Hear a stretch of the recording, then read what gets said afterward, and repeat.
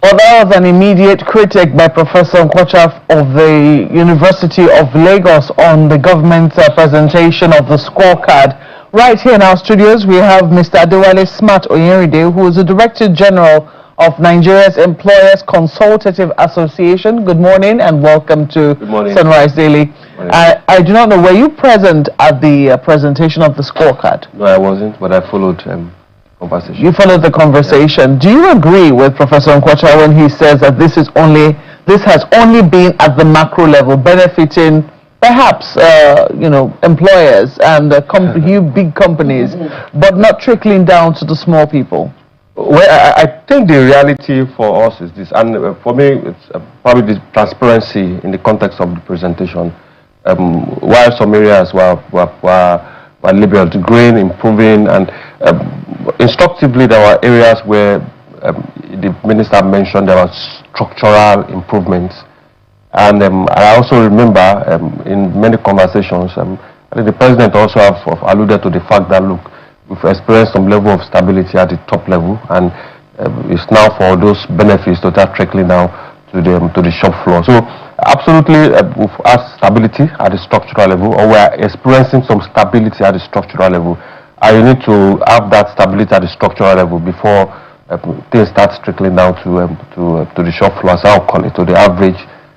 There's no common man again, but to the average Nigerian. As why is it there's no common man again? The word common is too common now. Well, 15.8 trillion, that is how much the minister says we have saved between June 2023 and December 2025. Are these figures that you align with, especially coming from the private sector? You know, there is, from the reason of the job we do, where data research is what rules your conversation. Then it becomes difficult when the minister, especially coming from his antecedents, he's not the traditional politician that we know. And from my experience and engagement with him, while he was PwC, while he was chairman of the presidential committee, and now we believe strongly that it's not frivolous. And for him, he has quite a lot at stake. So significantly, we believe the context of what he has presented, and the calmness at which he presented it also, I think he is in a position to defend those figures. So there's no reason for us to doubt a figure that has been published in the public place, with opportunities for stakeholders to fact check it. Has any of these figures, or any of these savings, has it accrued in any way to the private sector, or would you say that the private sector has been left holding the short end of the stick? Well, at the initial stage, when the president came up, there is about 20 billion intervention fund for the private sector. There's another fund for SMEs, support for SMEs, and support for MSMEs, which for manufacturers especially, which the president magnanimously gave at that point. So the private sector has enjoyed a bit of support within the context of this figure, but there are no grants. There are loans in the short-term, single-digit loans. But beyond the loans, beyond the figures, there are also issues that we think are to be addressed, that we are currently escalating to the right authorities so that they can deal with those issues, especially for the private sector. Because in the context of this presentation, money was saved, expenditures were made, and there was no specifics. Even when infrastructure, we say infrastructure development has consequences for the private sector, because building infrastructures, the private sector will benefit indirectly from those infrastructures.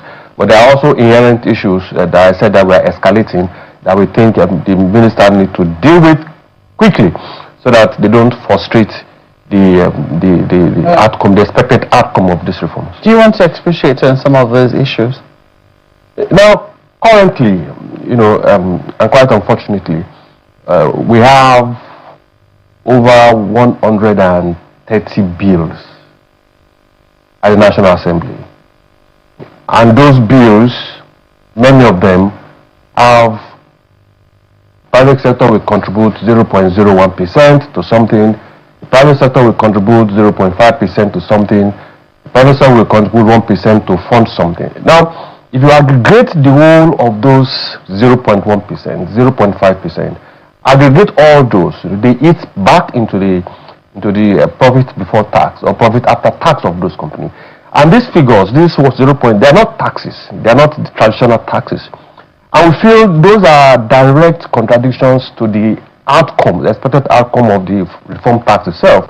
Basically, which was one of them is reduce the proliferation of taxes, levies, and fees across the board. Now we are still trying to implement the Tax Act itself. We are in the process of implementing with the issues that are coming up. And now we have over 130 bills still waiting as part maybe the first, second, or third reading at the Senate or National Assembly. Those are contradictions. Those are inherent issues that can frustrate the outcome of this of the reforms. And we also have agencies, some agencies of government, because of the act that enables them. They also come in with increasing levies, increasing fees, increasing charges, which we also feel is against the overall objective of this administration's plan to stabilize the private sector and also to grow this economy. You know, you were saying something about not having specific, but I want to be able to break down exactly what it is that the finance minister said yesterday. So he said the federal government received 5.4 trillion. Well, of course, we're talking about that 15.8 trillion that was saved from from the removal of fuel subsidy. So he said the federal government received 5.4 trillion of that amount, while 10.4 trillion was shared between the states and local governments. So let's have that down. And then he said the federal government generated 3.1 trillion in incremental independent revenue, mainly through remittances from government-owned entities. Then he now goes further. Then he now said the federal government's incremental resources over the period, subsidy savings, independent revenue, and incremental borrowing, 20.4 trillion naira. And then he now says the additional borrowing of 11.9 trillion would have been significantly higher. You remember, this government has been criticized for constantly borrowing. So he said the 11.9 trillion would have been higher without the fiscal space that was created by the president's reforms. And then he says they recorded 30.64 trillion in incremental expenditure during that same period. And but he now starts to talk about what it is that we're facing when it comes to repaying our debts. Now he says if we were paying 1 million before, if we were paying 1 million, well, of that amount, he said wage adjustments 9.39 trillion, minimum wage increases and allowances for public servants, while 9.37 trillion was towards external debt servicing. Now he's saying if we were paying $1 million before in interest for our foreign debt, it is still the same 1 million, but instead of 460 naira, it's now 1,415 naira. So the issue is when the minister gives us all of this, and he may be correct because we know just the time with the he knows his figures. Now the issue is when we say there's going to be a reform, I even wrote it down here, a reform scorecard. Maybe you can speak to the reason why this administration feels it necessary to do a reform scorecard, and if the reform scorecard actually translates into a better life for the Nigerian people from the standpoint of a manufacturer. First, let me speak to the issue of the increasing quantum of amount you are using to pay for debt. Yes. And I'm glad that was mentioned because it's a double-edged sword also for the private sector. So for businesses that have borrowed, that running on credit, when dollar was 400 and something naira, now they have to face the risk or the jeopardy of paying the same, probably double or triple what they borrowed. From 460 naira to 1,415 naira. So it's the same thing for the private sector. So it's the same jeopardy that the private sector faces. And while the government can print money, you can do ways and means, the private sector doesn't have the luxury of overborrowing because it comes back to the business. So I just want to note that. Now the issue of whether this scorecard is necessary. I've been in forums where people ask, we remove subsidy. Then what have we used the fund for subsidy? Because when he says the money was shared, 10.4. He said 10.4 trillion was shared among states and local governments. Of that 15 billion, 15.8 is not billion, it's trillion. 15.8 trillion that Mark was talking about. 10.4 was shared among states and local governments. How has that translated into the pockets of Nigerians? Now the one we should look at, and the area we focus on is, now, subsidy was removed. A large amount was supposedly saved. Now the question then was, okay, where exactly has the money gone? Many view the federal government as the all in all, conscripting this money, using it for his own use. Now he has basically explained, look, this is how we made the money. This is where the money has gone. Now he's now giving citizens the opportunity to say, look, the states have collected this much. You know, I read yesterday that it was for July, the state actually shared the largest chunk of amount, about 3 trillion, if I'm not mistaken, that was shared. The biggest in the context of amount that was shared to all the states. Now it has given all of us the opportunity to, one, check what the minister has said. If the states have not received, if they have not received as much as they said they've received, then let the state come out and say we have not received as much. Now, if the states have received as much, it's now left for citizens to start interrogating the state governments, interrogating the local government or authorities to say, look, you have received this much. What exactly have you done with it? If our propensity to borrow is increasing, because the more the propensity to borrow, then the likelihood of your interest also increasing. Now, as for us to interrogate ourselves, is it correct or is it sustainable for us to continue to borrow? And then the expenditure aids that he has given. Now for Nigerians to start interrogating those expenditure aids, now, are these the priorities for us now? And all of us make our recommendation to the government. But the transparency of the presentation, the clarity that it provides, I have the slides, and it gives you something to think through, something to interrogate. And then if you want to make your policy recommendation to government, and you're in a better position to make those policy recommendations. I want to keep repeating it, Malba. 15.8 trillion was saved in fuel subsidy, and the government says 10.4 trillion of the 15.8 trillion was sent to states and local governments. So the question now becomes, what have the states and local governments done with the 10.4 trillion naira that was given to them from the removal of fuel subsidy, the money saved by the removal of fuel subsidy? That's a big question. So do you think that pressure is now on the state governments to show, I mean, their own commissioners of finance also have a duty to now also hold their own scorecards and say, oh, this is what we have done? Absolutely. I think it should trickle down. You know, the commissioners of finance in states, you come out and also say, this is how much we've received, this is how much we have spent. You know, we believe strongly that as private businesses, at the end of the year, you audit your account, you present your scorecard to your shareholders to gauge what we have done. The Minister of Finance has bailed the cat now, and the state also should follow. And so this is how much we have received. These are the constraints we face, and this is how we have expended this amount. I think we should move progressively towards transparency in government, and which the Minister of Finance has, I think, has set the pace now. And I think the President has always alluded to that. Every time he has the opportunity to, speak to it, he will always say, but states are getting so much money now. What are they doing with the money? Are they building? They should stop building flyovers where it is not needed and focus on the quality of life of the average Nigerian. I think we should commend the President for one thing. You know, it takes some level of boldness, and he has demonstrated that to allow your Minister of Finance to come and share this kind of information. I'm not sure we've had it like this before.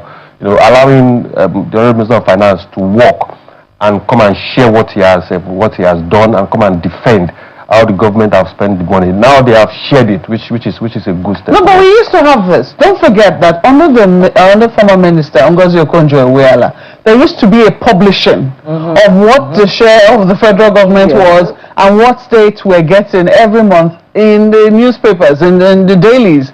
That was something that was done every month, so that we could also hold state governments accountable. But the kind of the level, the notch that the minister has taken it to now, this kind of details, also sharing details concerning how much is spent or has been spent on wages. You know, it puts all of us in the clear for all of us to defend what we have received. So I can't go tomorrow to the media and say, look, this is what is happening, because I've received some level of clarity for me to interrogate. I also put citizens, and I must say this, citizens are also in a good position now to engage constructively, engage the state government constructively, and also engage the local government constructively, because that is where development should actually start. It's a good thing that this is coming at the start of campaigns. And don't forget, a few days ago, you know, we had a signing of a peace accord to hold political parties to issues-based campaign, you know, to stay on the issues. And the issue right now is we still know that a lot of Nigerians are facing a cost of living crisis. Absolutely. We know that everything, I mean, for a number of people, even when incomes went up, I think only recently we had Labour, you know, making noise and saying, look, this 70,000 naira which we agreed upon is not sufficient. Has lost value. Exactly, it has lost value because we keep seeing inflation figures going up. The cost of food has gone up. The cost of not just fuel, electricity has also gone up. And these things are happening. And so at the end of the day, and I think it's a good thing that Mr. Idele kept on saying, I think also the Minister for Information says, we will not pretend this has not come at a huge cost. The question is, what now needs to be done to bridge, you know, to make these gains also available to ordinary citizens, that they too can begin to feel the impact? We knew that it was going to be painful at first, but at some point we must begin to feel some relief. Some relief must come to ordinary citizens. How would you suggest that that needs to come? You know, it's a complex situation we find ourselves, and one of the beautiful things is that we are dealing with the structural issues now from where we are coming from. And as we have said many times, it's really not rocket science. Now, the simple definition of inflation is progressive increase in the cost of goods, as it were. Then why are we having increases in the cost of goods and services? It's likely one of the key elements should be the cost of inputs, the cost of doing business itself, the cost of borrowing for manufacturers, creating an hospitable environment for businesses to produce, ramping up or making infrastructures, power, making it available. Because in the last 1 year, manufacturers have spent close to 1 trillion naira on alternative energy, and those alternative energy, they feed back into the cost of doing business.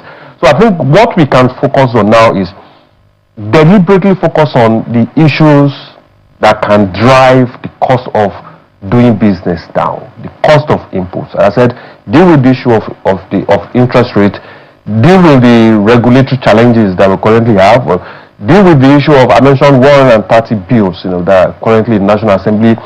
Each of those elements, each of those 0.1%, 0.2%, they don't disappear. It goes back to the cost of doing business. And once it goes back to the cost of doing business, the average Nigerians will meet them on the shelf. In the goods you buy, in the services you request, you meet those costs, you meet them on the shelf. So we need to look at the whole context of how do we reduce the pressure on the average Nigerians. And lastly for me is the wage goods. You know, we call them wage goods. If you deal with the issue of transportation, you know, all of us, you know, the average Nigerians, the common Nigerians, we all deal with transportation. Deal with the issue of transportation. Deal with the issue of housing, and address the issue of foods. Those are critical basic issues that an average Nigerian, all Nigerians basically, and education also. Let's deal with the public schools, because the amount that an average civil servant spends on private school, it puts pressure not only on the man, it puts pressure on the whole family. I mean, I don't know what the future means. After listening, I don't know what that. After listening to everything Mr. Oyedele said yesterday, I don't. What's the plan? You know, what's the plan? Because it's not a very good report. It's not one that's very encouraging, because he says the more naira we incur. When you have debt service to pay, you don't negotiate, you don't delay. He says you pay, because delay or default are consequences. So we still have to continue paying that money. And then he now says that expenditure on higher wages exceeded the federal government's entire share of the savings from subsidy removal. That's a problem. Then he now says the incremental amount that the federal government spends paying higher wages is more than the entire savings that the federal government earned from subsidy removal. According to him, the reforms were not primarily introduced to increase government revenue, but to tackle what he says is entrenched corruption in Nigeria's fuel subsidy and foreign exchange markets. So it's not a report that says things are good. Are getting better. It's not. That's what this report is saying. Two ways to start. What do they? And you know, Malcolm mentioned the fact that the campaigns are starting, and then well, it's not so very good. But what next? How do we turn this around? Or is this was this report supposed to make us say, let us take our state governments and start holding them accountable? What's the future for us based on this? Two recommendations from us with this. First, I don't envy the Honorable Minister of Finance. I really don't envy him. But two things we can do from this, and part of our recommendation is this.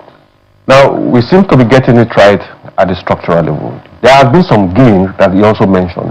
Those gains that we have currently, I think we should ensure that there's no reason for those gains to be eroded.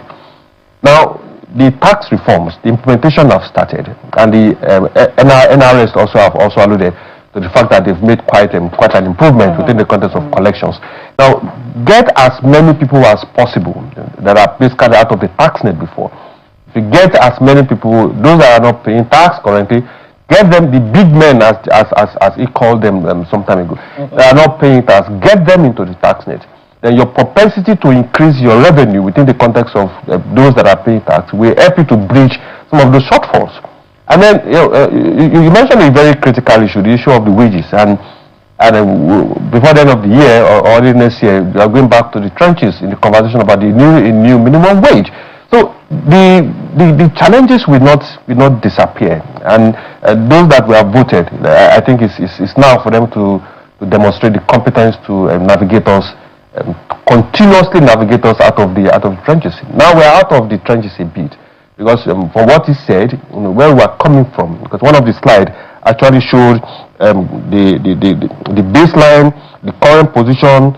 If there's no reforms, where we will have found ourselves? We have found ourselves in a very big. We would have been paying higher. I'm not sure we'll be comfortably sitting here if from his submission, if the reform have not started. So let's tighten up the gains of the reforms, and those gaps that we have identified, then we just we keep eating those shortfalls so that we can actually come out of this very difficult position. One of the things I really, one has to admire about how this report was presented is that it's not a bulky book, which is something I would normally see with the Ministry of Finance. Yeah, it's not a bulky book with an executive summary. The presentation was done in slides. It was very practical. What we've saved, where the money is at, and it's something I would encourage all Nigerians to. I mean, as long as you're literate and can read, it will be something worthwhile for you to get your hands on. So, for instance,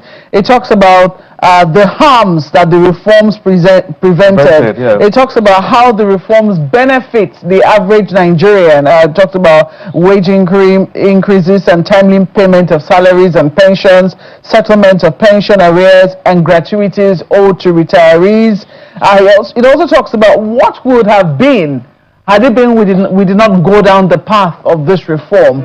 So very practical, done in a slide fashion that you can easily see where we're spending the largest amount of money on wages and pensions and wage awards seem to have the largest sum of money. So it will be very instructive. It will be very helpful for commissioners of finance to borrow a template from here and also tell us what it is that they have done with the monies that they have received in their states. But you have now also, you're reeling out what now needs to be done for us to be able to move forward. Federal government too is also saying that the looking ahead, in their part of looking ahead, they have said they will stay the course of reform. There will be no reversal. Yep. They will accelerate translation of macro gains into meaningful impact for every household. Let me ask you, how do you think this can actually happen? Because this is where we really want this to happen. Well, it's quite key. Accelerating the translation of the macro gains to household. And as I said, deal with the issue of the cost of doing business. Once you deal with it, it reflects on the shelf. Everything being equal, because we've also seen the issue of these CNG buses. It will shock you that even CNG owners that received grants, subventions from government to import CNG buses, tariff waivers to import CNG buses, they are also charging, from what the report we've gotten, they are also charging the same price that the regular fuels. Yeah. So, and that comes back to the part that when the minister said, moving forward, that look, Nigerians should play our part, because we can't continue to sabotage the system and expect it to grow. So, for government, beyond giving tariff waivers, I think there also should be some element of monitoring. If you have given you waivers and you have imported without the correct excise, then the prices that you charge should reflect the support that the government has given. If you don't do that, then you have just opened the market to the market forces. And another average individual will look for who exactly to deal with. So those are the patches that we need to deal with. Once we deal with the issue of transportation, with the issue of CNG buses, Nigerians will feel it a bit, because it's a cost that goes out of your purse every day. Yeah. You deal with the issue of food. Thank God we have some level of sanity now within the context of insecurity. Let's deal with the issue of insecurity and let food also be out of the problems that an average individual is dealing with. And then rightly the issue of public schools, and then the issue of housing. You can't take that out. If you deal with all those, then the conversation will not be much about how much is the minimum wage, because progressively the cost of living will have progressively gone down, and the pressure that an average Nigerian is facing will be less. And as the pressure is going down, you are invariably also solving the issue of insecurity indirectly. So it's a multiplier effect once we get it right. But we'll definitely make our recommendation to the appropriate authorities on how we think these processes can be accelerated quickly. This certainly provides a basis for engagement. Absolutely. We have to thank you very much for sharing your thoughts with us this morning. Mr. Adewale Smart Oyemide is the Director General of Nigeria Employers Consultative Association. Thank you once more for speaking with us. Thank you for having us. We'll take a break now. When we come back, we'll be taking a look at a number of things that have happened during the week. Laolu Akonde will be in the studio. In just a moment, please stay with us.